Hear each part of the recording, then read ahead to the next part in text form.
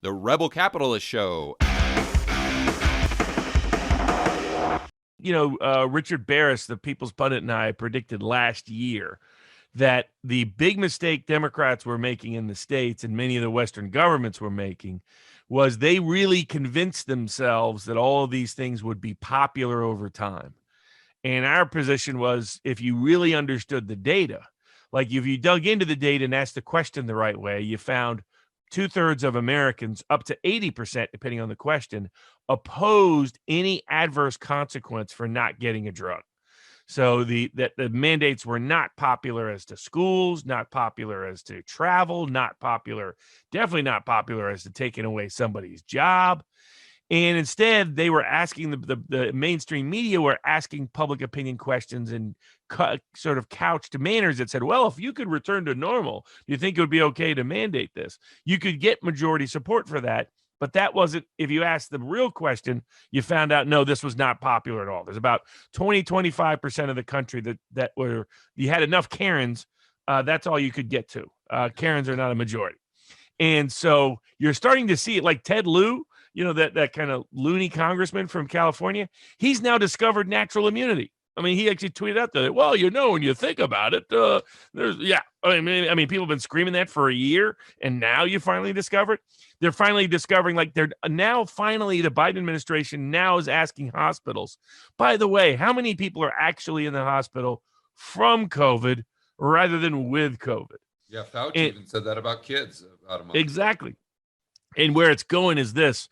They're trying to find an exit path. Biden is the most hated president maybe ever to some degree. I mean, when you really, given how polls are inflate in favor of Democrats, his real approval rating is probably like Nixon 1974, George W. Bush late 2008, in the 30s, low 30s would be my guess.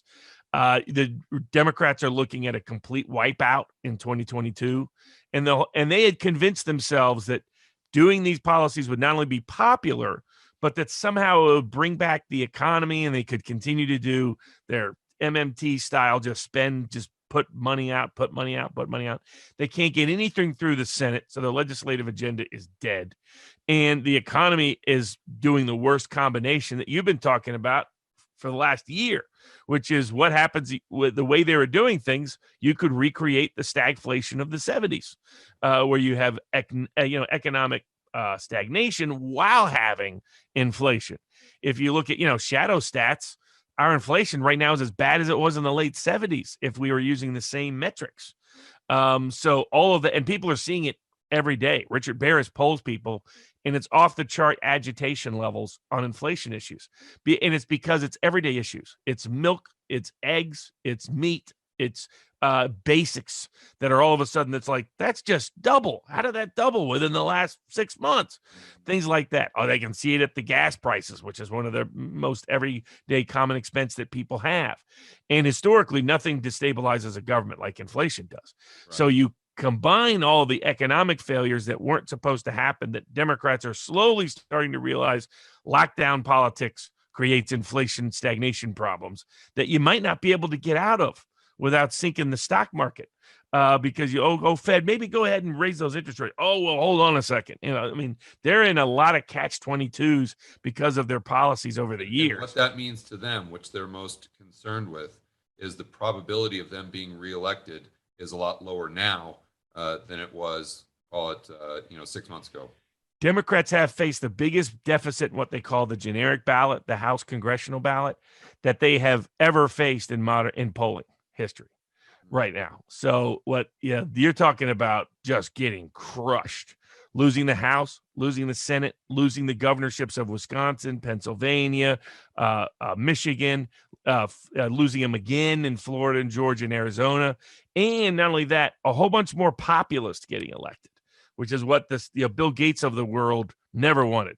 Your J.D. Vance's in Ohio, your Blake Masters in Arizona, your Eric Greitens in Missouri, your Adam Laxalt in Nevada to the U.S. Senate. These are people that I've regularly talked to, and that gives a sense for it, right? The Mitch McConnells of the world aren't reaching out to the populist wing here. These guys do on a routine and regular basis.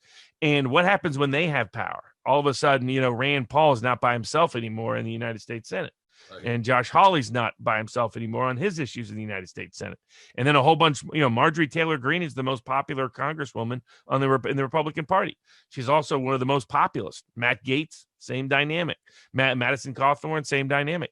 So all of a sudden, it's not just that they're going to get wiped out in the House, wiped out in the Senate, wiped out at the state level, but it's going to be a bunch more populists that think Anthony Fauci and Bill Gates need to be under criminal investigation.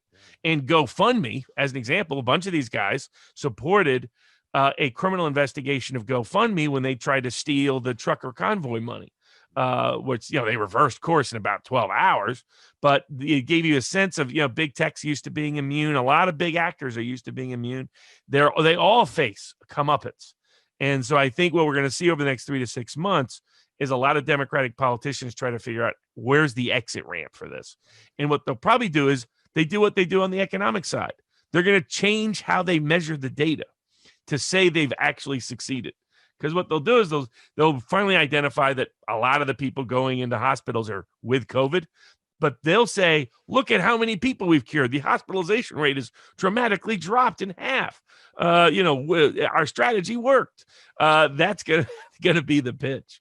What I was thinking about, Robert, first of all, I wrote this down. I wanted to comment along the lines of what you're referring to.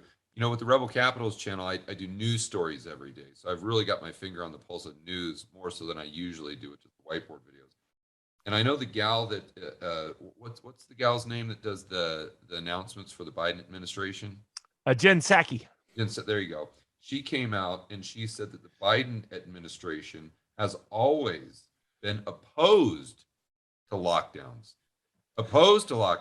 And she said, no, we weren't the ones that did the lockdowns. That was the Trump administration. We've always been opposed to them.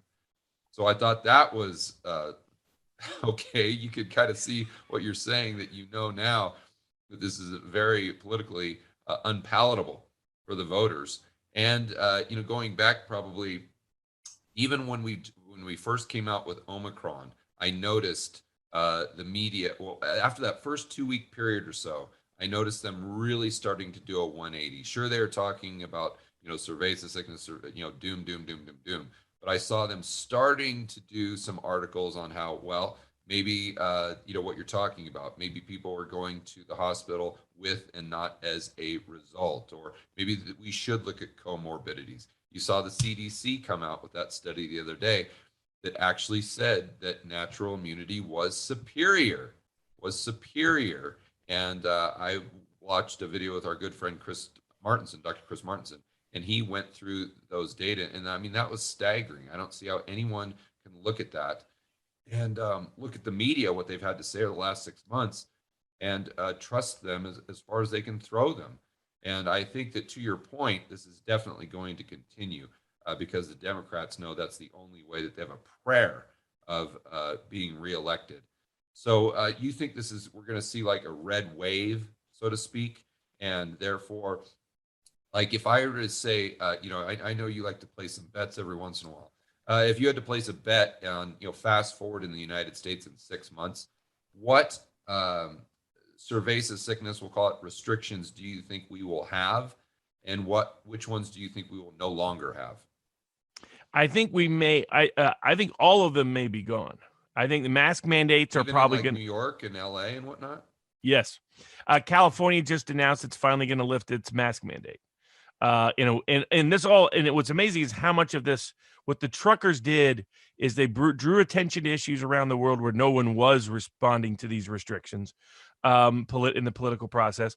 And then I think it acted as an accelerant for those countries that were thinking about it, and those politicians that were, because I think that they were going to do it anyway at some point, but I think the reason why California accelerated is they don't want a trucker convoy in Sacramento. Right. And so all of a sudden they announced, we're going to get rid of these masks. Because, I mean, the Super Bowl right now, you have to be masked inside. Now, of course, Gavin Newsom shows up with Magic Johnson. You think Gavin Newsom's going to mask up? No. The playoff game last week. Same with Magic Johnson. Magic Johnson, even though he's immunocompromised, he's not wearing no mask. So we'll see how many people actually wear it, because people are coming from around the country to that game. And I think they'll get a lot of blowback from people like, what? This is insanity. Well, what are you doing in California? But I think there's been so much pushback. The mask mandates are going to be gone. And I think that will even be in hardcore. Like in Illinois, they lost a big suit.